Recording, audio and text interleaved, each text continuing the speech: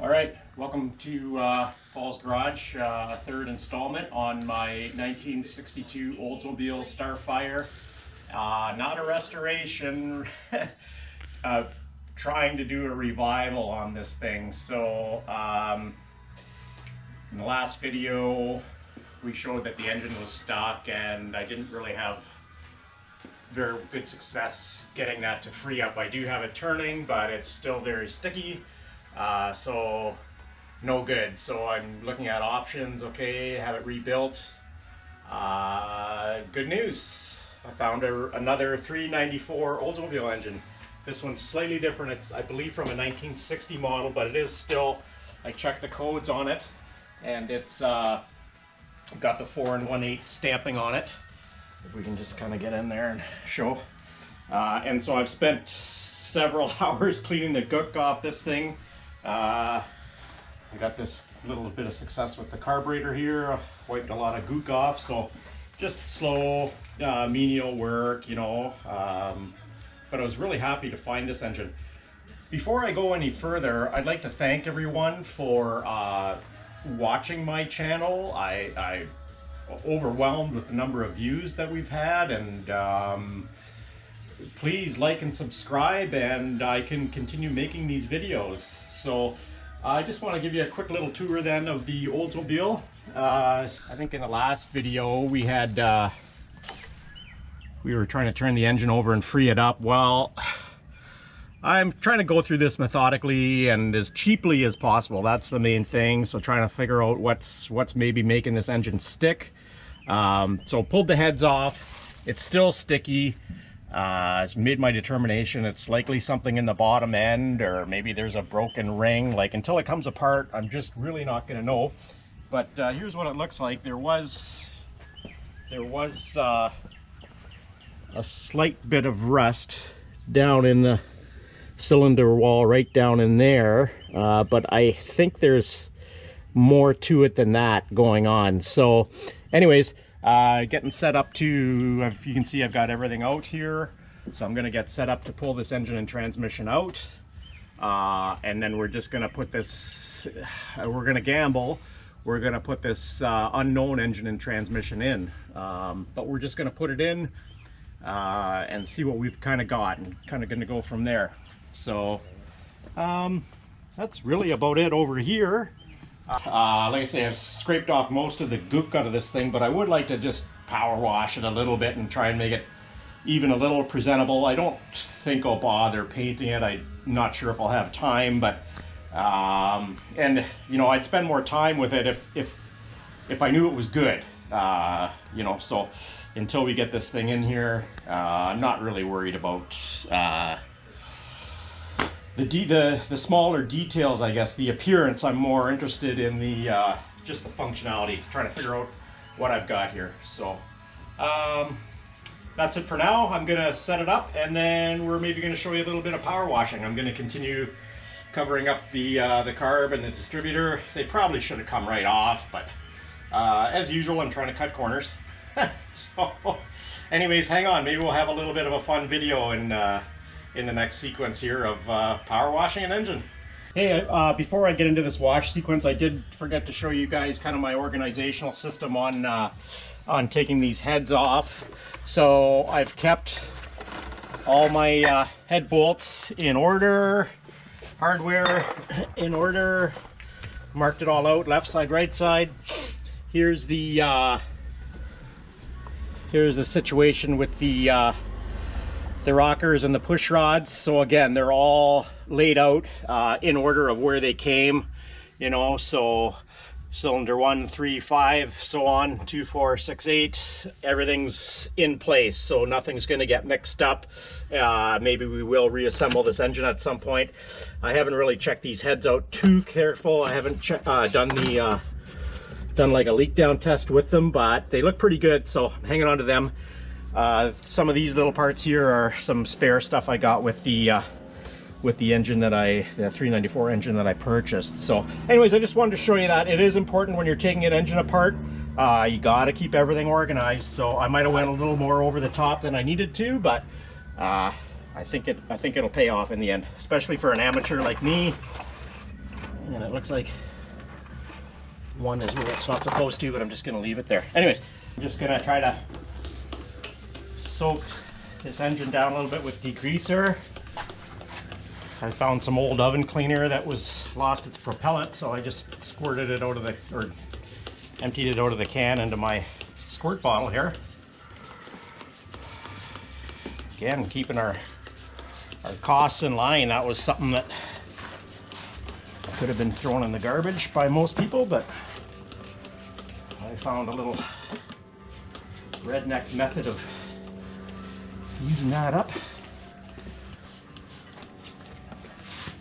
And then when I got this used up, I will finish up with some purple power, or whatever you call it, purple degreaser. Yeah, just trying to soak up all the surfaces. I've already soaked everything with WD, trying to get things freed up and lubed up, and yeah. What I got, I found some more oven cleaner here.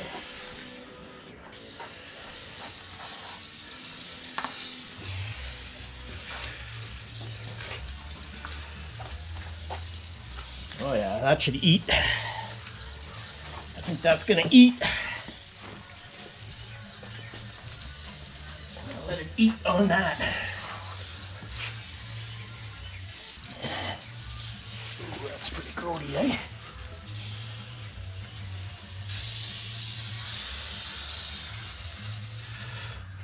I'll use up the rest of this, and then the other side we'll use some of that purple power. We'll see which one works better. It'll be another YouTube comparison.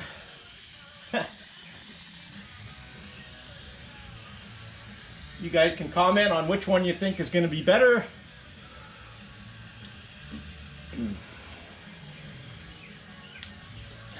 Always appreciate the comments. I haven't been very good at replying yet, but as I get my channel going, I'll get a little bit better with stuff like that. Like I say, I really do appreciate my my subscribers. This is for you guys, right? It's entertainment and maybe a little bit of learning too. Who knows?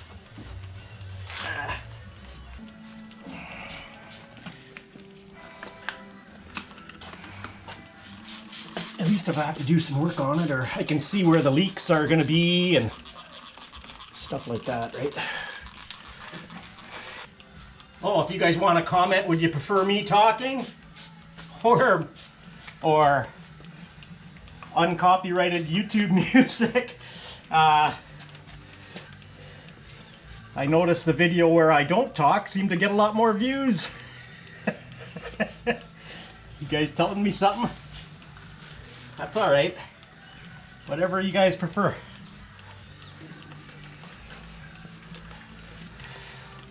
This engine is kind of a mix match of colors.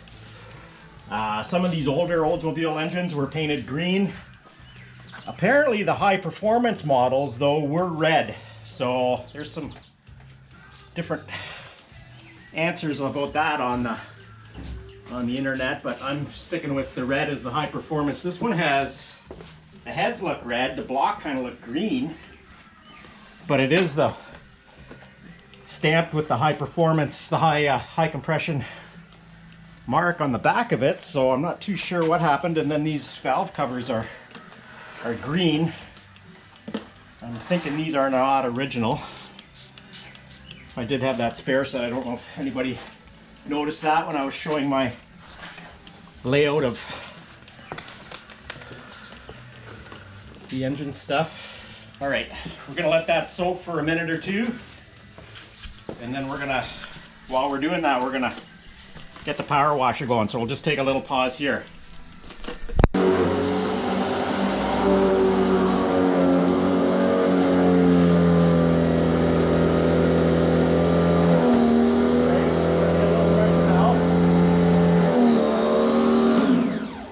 Okay, we got some pressure built up. Finally. Kind of a crappy pressure washer I got here, but that's the one I got. Okay, here we go.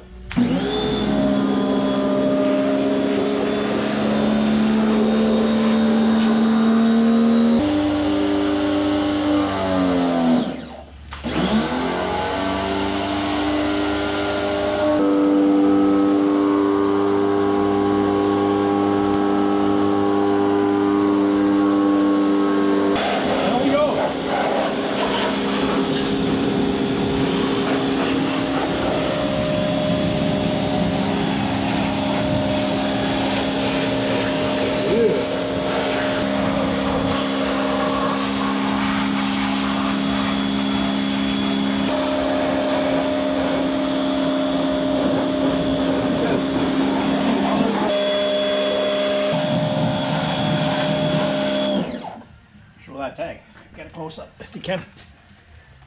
There's a tag for our trans. We want to decode that, we can.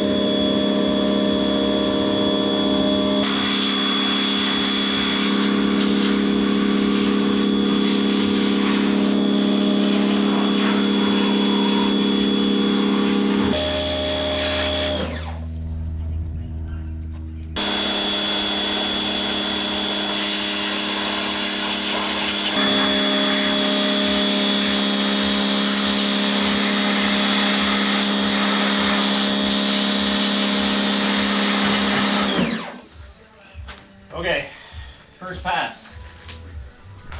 Probably the final pass. Okay, let's call it.